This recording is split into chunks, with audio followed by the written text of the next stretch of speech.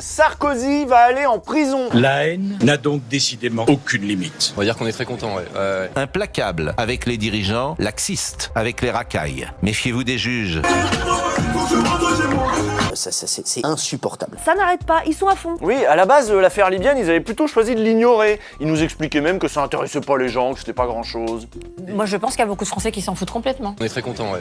Karine Le Marchand, la pauvre, elle est complètement perdue sur son parking. Mais en tant que Française, Très content, ouais.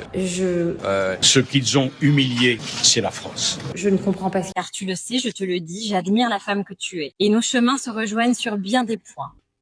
Karine Le Marchand, maintenant, elle est chevalier des arts et des lettres. Et oui, rien que ça. Elle a eu une médaille quand même, hein. Maintenant c'est la République, Karine Le Marchand. Et la République, elle se défend. Elle défend Nicolas Sarkozy aussi. Il a fauté, et il doit payer. Moi, si je faute, en tant qu'agent assermenté, on me met le double.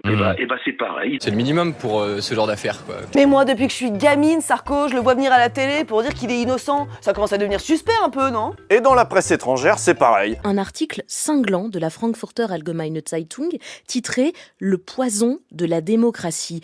Et c'est Nicolas Sarkozy qui est qualifié ainsi. Bah oui, les magouilles de Sarko, c'était des trucs graves. Il y a eu de l'argent libyen, des frais de campagne présidentielle qui ont explosé, des tractations cheloues avec un terroriste. Non, il nous a foutu la honte, Sarko. Ça vous rend triste de voir qu'un ancien président de la République va aller en prison? Déjà, il a l'air triste, là. Ah oui, il est bien triste. Ouais. Évidemment, en soi, c'est blessant pour tout le monde. Un chef de l'État français qui est mis en prison, Trump va ricaner, Poutine va ricaner. Bien fait pour les Français. Mais tu veux qu'on devienne la Russie, Alain Duhamel? Au Brésil, Bolsonaro vient de se prendre une condamnation de 27 ans pour sa tentative de coup d'État. Bah moi, je suis soulagée pour le Brésil et pour les Brésiliens.